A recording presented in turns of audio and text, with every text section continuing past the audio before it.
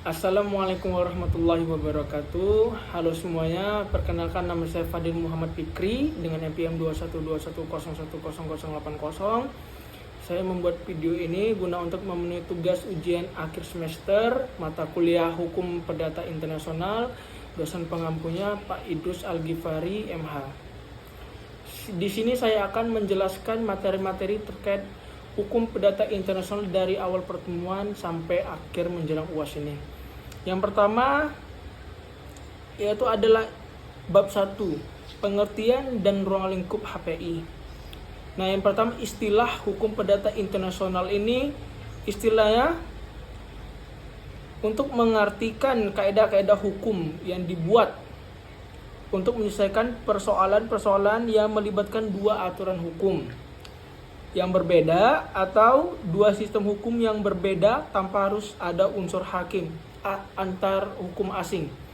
Dapat dikatakan bahwa HPI adalah bidang hukum yang berdiri sendiri. Pengertian hukum perdata internasional menurut ahli atau sarjana hukum yang pertama adalah Van Brakel. HPI adalah hukum nasional yang ditulis atau diadakan untuk hubungan-hubungan hukum internasional. Yang kedua, menurut Mokhtar Kusuma Atmaja, HPI adalah keseluruhan kaidah dan asas hukum yang mengatur hubungan perdata yang melintas batas negara. Nah, berdasarkan pemaparan di atas, sehingga bisa disimpulkan hukum perdata internasional itu adalah seperangkat aturan atau kaidah asas-asas hukum nasional yang dibuat untuk mengatur peristiwa atau hubungan hukum yang mengandung hukum-hukum asing, yang mengandung unsur-unsur asing. Nah, jadi pada intinya itu hukum perdata internasional menurut saya hubungan suatu seperangkat aturan yang berisi antara keperdataan seseorang yang berbeda negara. Jadi HPI itu secara sederhananya adalah aturan yang mengatur negara dengan negara yang berbeda negara. Nah, sumber hukum HPI adalah hukum nasional dan hukum internasional. Nah, yang kedua adalah kita bahas tentang subjek dan sumber hukum perdata internasional. Subjeknya itu yang menjadi subjek dalam hukum perdata internasional ini adalah pihak yang saling berkaitan.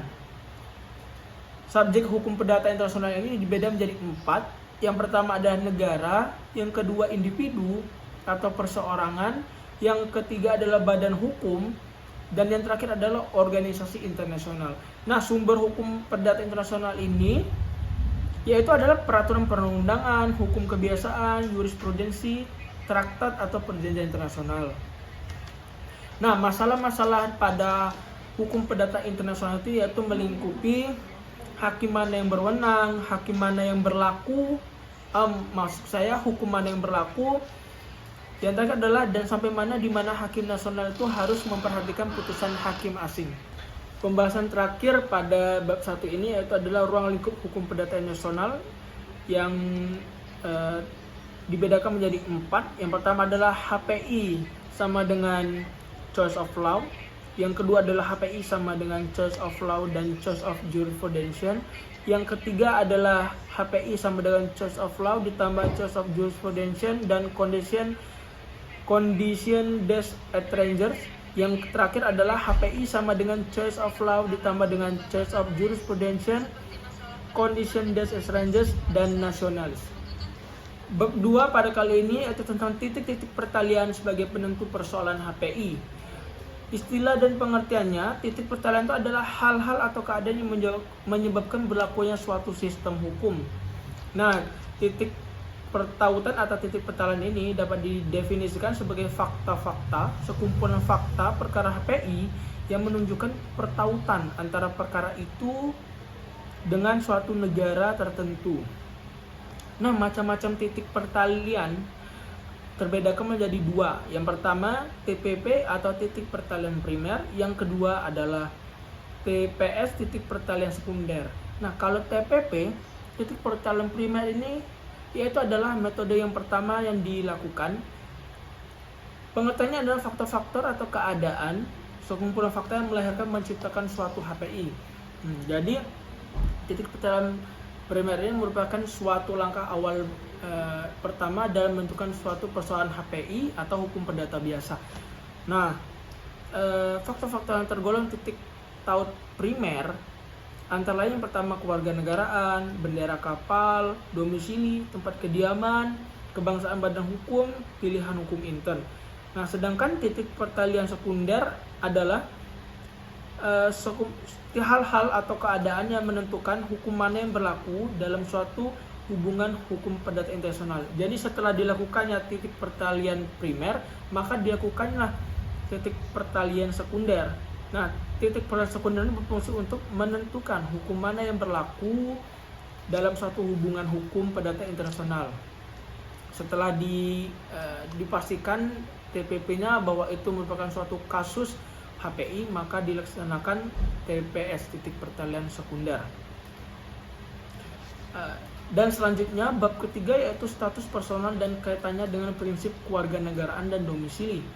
Nah, pengertian status personal ini adalah suatu kondisi dari suatu pribadi di dalam hukum yang diakui oleh negara untuk mengamankan serta melindungi masyarakat.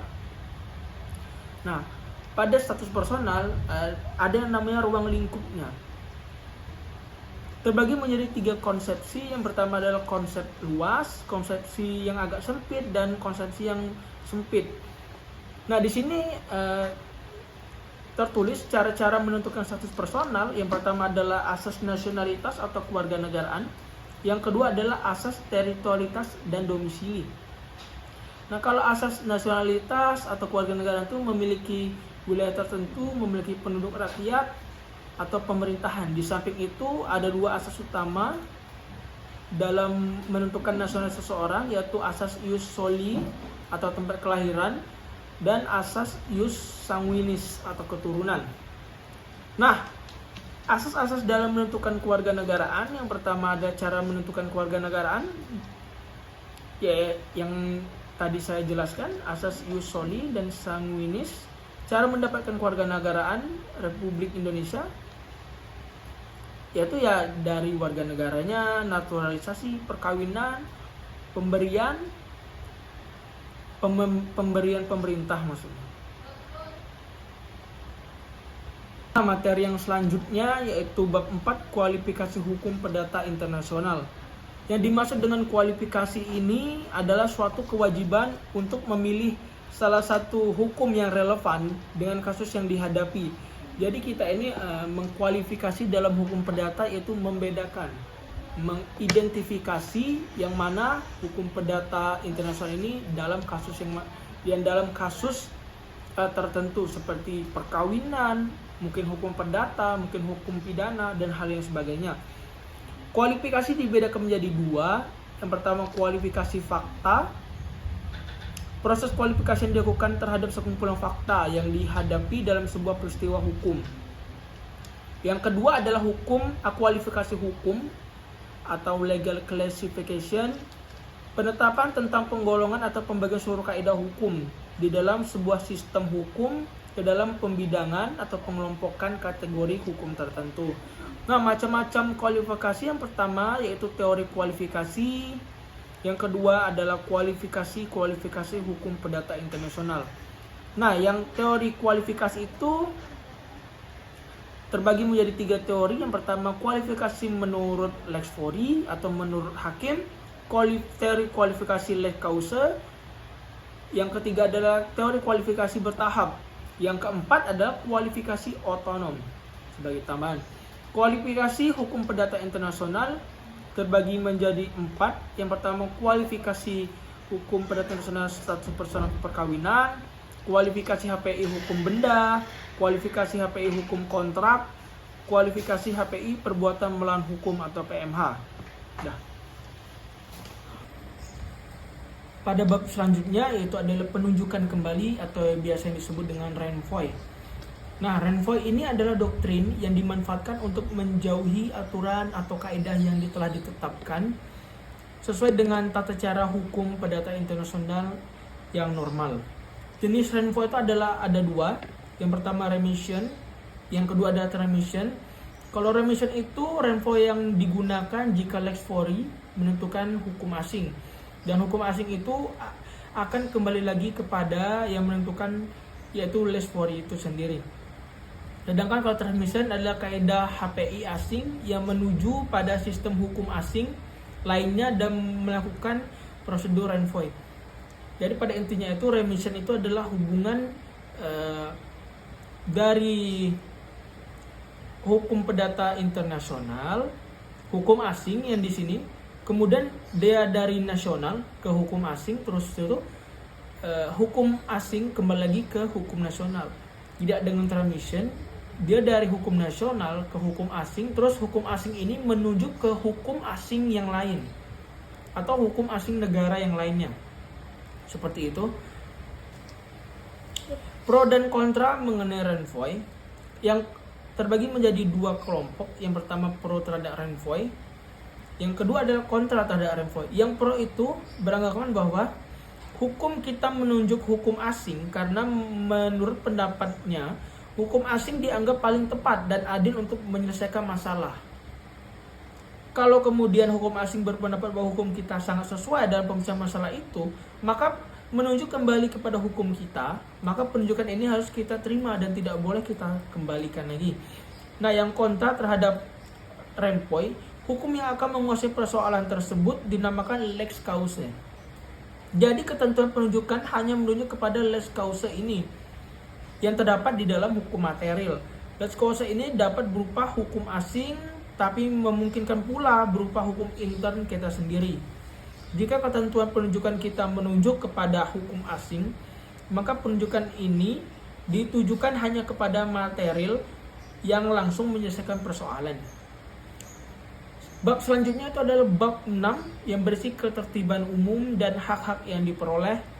Di sini terbagi menjadi 3 subbab. Yang pertama pengertian, yang kedua adalah konsep hak-hak yang diperoleh, yang ketiga adalah hubungan antara ketertiban umum dan hak-hak yang telah diperoleh. Nah, pengertian ketertiban umum adalah semua kaidah hukum setempat yang dibuat untuk melindungi kesejahteraan umum harus didahulukan dari ketentuan-ketentuan hukum asing yang isinya dianggap bertentangan dengan kaidah tersebut. Nah, doktrin HPI membedakan dua fungsi lembaga ketertiban umum. Yang pertama fungsi positif dan fungsi negatif. Fungsi positif itu menjamin agar aturan tertentu dari lex fori tetap diberlakukan, jadi tidak dikesampingkan. Sedangkan kalau fungsi negatif yaitu menghindari pemberlakuan kaidah hukum asing jika pemberlakuan itu menyebabkan pelanggaran terhadap konsep dasar lex fori. Nah, yang B, konsep hak-hak yang diperoleh. Hak diperoleh itu dapat diakui selama pengakuan itu tidak bertentangan dengan ketertiban umum atau hukum nasional. Nah, yang ketiga adalah hubungan antara hak-hak yang diperoleh dengan ketertiban umum. Terbagi menjadi 2. Yang pertama, asas ketertiban umum bertitik tolak pada paham bahwa kepentingan nasional harus didahulukan berdasarkan kedaulatan negara diadakan demi kepastian hukum dalam masyarakat itu sendiri. Yang kedua adalah asas hak-hak yang diperoleh bukan hanya kepentingan dunia internasional, tidak hanya demi keadilan, tetapi juga kepentingan nasional kita. Jadi, hubungan antara ketertiban umum dan hak-hak yang diperoleh. Jadi, ketertiban umum itu untuk memfilter adanya hak-hak yang diperoleh saat kita melakukan perbuatan hukum di negara seseorang atau negara asing, itu bisa diterima tidak dengan hukum nasional kita. Jadi, letak ketertiban umum di sini adalah sebagai memfilter adanya hak-hak yang diperoleh. Selanjutnya ke bab berikutnya yaitu bab 7 yang berisi hukum penyelundupan. Nah, hukum penyelundupan ini dapat diartikan yaitu adalah suatu perbuatan yang bertujuan untuk menghindari berlakunya hukum nasional sehingga yang bersangkutan memperoleh suatu keuntungan tertentu dengan adanya keinginan sebab baginya hukum asing. Akan tetapi di pihak yang lain, khususnya apabila dilihat dari kacamata hakim yang menangani menyelesaikan kasus yang berhubungan dengan lembaga atau perbuatan hukum, penyelundupan ini justru mengakibatkan berlakunya hukum nasional. menyatakan tidak berlakunya hukum asli. Jadi maksudnya penyelundupan hukum itu bukan berarti kita menyelundupkan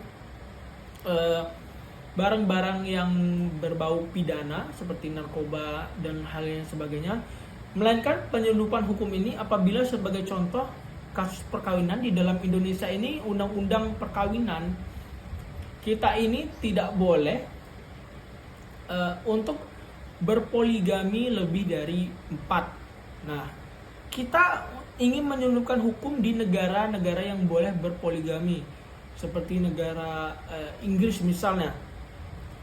Maka kita melakukan perkawinan di daerah Inggris, kemudian kita akan balik lagi ke Indonesia. Nah, maka itulah yang dinamakan penyelundupan hukum, yaitu menghindari berlakunya hukum nasional itu sendiri. Nah, tindak pidana penyelundupan hukum baiklah, demikian itu merupakan pemaparan materi dari saya selama kurang lebih perkuliahan hukum perdata internasional dari awal pertemuan sampai menjelang akhir UAS. Kurang lebihnya saya mohon maaf. Apabila ada kurangnya mohon dimaafkan, dan kepada Tuhan saya mohon ampun. Akhir kalam, wassalamualaikum warahmatullahi wabarakatuh.